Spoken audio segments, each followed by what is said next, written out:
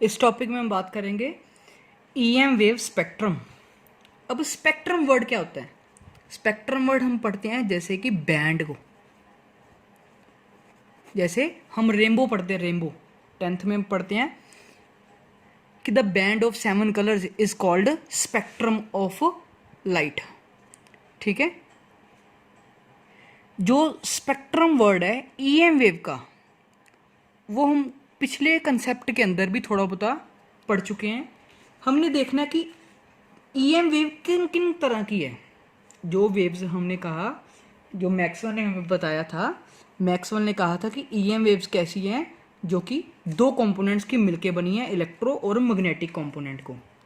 अब हमने वही देखना है कि वो जो ईएम वेव्स हैं उनके स्पेक्ट्रम में क्या है।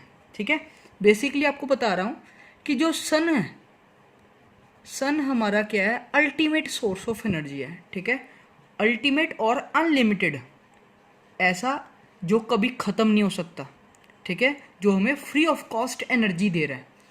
इसके अंदर क्या फ़ायदा है, इसके अंदर से हमें काफ़ी तरह की, सन से काफ़ी तरह की क्या है, वेव्स एमिट होती हैं। ठीक है, ऐसी ऐसी वेव्स निकलती हैं जिन्हें हमें आज पढ़ना है। ठीक है, सबसे पहले जो मैं आपको इस एक ऑर्डर में बताऊंगा, जो कि सबसे पहले कम वेवलेंथ की, फिर देन उससे ज़्यादा वेवलेंथ वाली, फिर देन ज़्यादा, एंड सो ऑन। ठीक है, सबसे पहले जो आएगी वेव जो सन से बाहर निकलती है, सबसे कम वेवलेंथ वाली, दैट इज कॉस्मिक रेज, जिसको बोलते हैं कॉस्मिक रेज। ठीक है, कॉस्मिक रेज सबसे कम वेवलेंथ वाली वेव्स हैं, जिनका ऑर्डर तकरीबन अगर मैं बताऊं तो क्या होगा, 10⁻⁻16।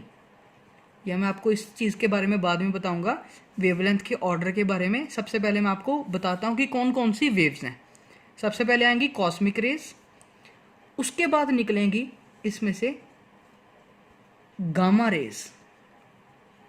गामा रेज हमारी बॉडी के लिए बहुत ज़्यादा खतरनाक है। ठीक है, हमारी बॉडी को बड़ी ज़्यादा जल्दी पेनिट्रेट कर सकती हैं, चीर के निकल जाती है, जिसको बोलते हैं। उसके बाद आएंगी एक्स रेज। ठीक है, जिनको हम लैब्स के अंदर, ठीक है, हड्डियों वगैरह के लिए यूज़ करते हैं। ठीक है, बॉन्स के लिए। उसके बाद आती हैं यूवी रेज, जिसको बोलते हैं अल्ट्रा वायलेट रेडिएशन या रेज। ठीक है, अल्ट्रा वायलेट। ठीक है, ज़्यादातर जिसको करेंसी चेक करने के लिए बैंक्स के अंदर यूज़ किया जाता है, या फोरेंसिक लैब्स में फिंगरप्रिंट वगैरह टेस्ट करने के लिए इसको यूज़ किया जाता है। ठीक है, उसके बाद आएंगी, इसको नीचे शो कर रहा हूँ,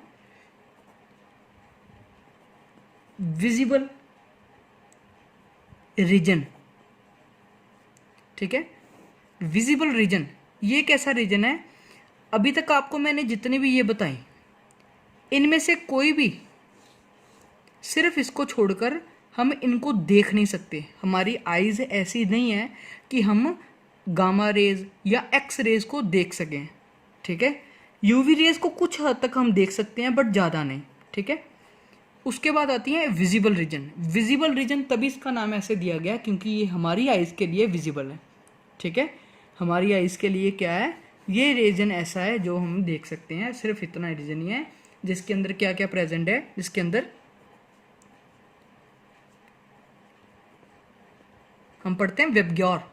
वेबग्योर क्या है हमारा, कलर कॉम्बिनेशन, 7 कलर्स, जिसको बोलते हैं violet, indigo, blue, green, yellow, orange और रेड। ठीक है, रिपीट कर रहा हूँ, violet, indigo, blue, green, yellow, orange और रेड। ठीक है, इन सभी लाइट्स को, इन सभी लाइट्स को हमारी आइज देख सकती है। ठीक है, इन सभी लाइट्स को बस। ठीक है, इसके बाद आएगा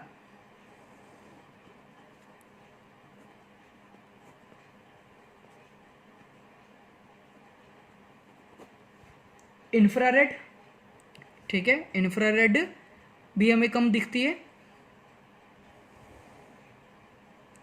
नेक्स्ट आएगा माइक्रोवेव्स। माइक्रोवेव्स को हम नॉर्मली, एक डिवाइस है जिसको माइक्रोवेव बोलते हैं, उसके अंदर प्रेजेंट होती है, हमारे पास हमें दिखती नहीं है। ठीक है, उसके बाद आ जाएगा रेडियो वेव्स।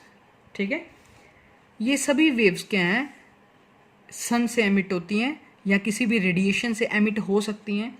ठीक है, वो डिपेंड करता है किसी भी सोर्स के ऊपर कि कैसी चीज़ है। ठीक है, अगर मैं बताऊं तो इस साइड से इस साइड जाते वक्त क्या होता है कि वेवलेंथ क्या होगी, इंक्रीज। अगर वेवलेंथ इंक्रीज हुई तो फ्रीक्वेंसी क्या होती है, हमेशा उलट होती है फ्रीक्वेंसी, उससे फ्रीक्वेंसी क्या होगी, डिक्रीज। ठीक है, इसके अंदर हम रिलेशन भी कैलकुलेट कर सकते हैं दोनों के अंदर, अगर हमें चाहिए तो। कैसे, मेरे को पता है कि अगर मान लो मैंने वेलोसिटी के बारे में लिखना है, वेलोसिटी का फॉर्मूला क्या होता है, हम पढ़ते हैं कि डिस्टेंस या डिस्प्लेसमेंट बाय टाइम। ठीक है, मान लो एक वेव है, इस तरह से चल रही है, एक वेव यहाँ से यहाँ तक कितना डिस्टेंस कवर कर रही है, लैम्डा, और कितने टाइम में कवर कर रही है, let it be T.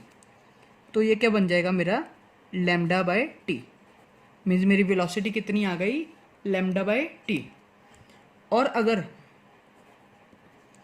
Lambda यहीं पे रहने दूं और इस टी को 1/t लिख दूं, तो मेरे को पता है मेरा 1/t क्या होता है, इसको हमने पहले पढ़ा है, 1/t को लिखते हैं हम frequency nu, that becomes v is equals to lambda new.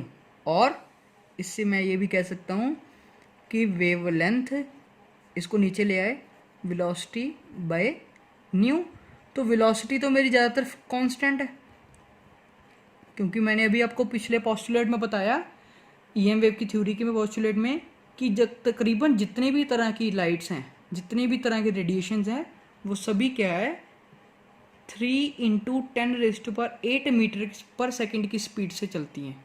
Means ये क्या हो गया, फिक्स।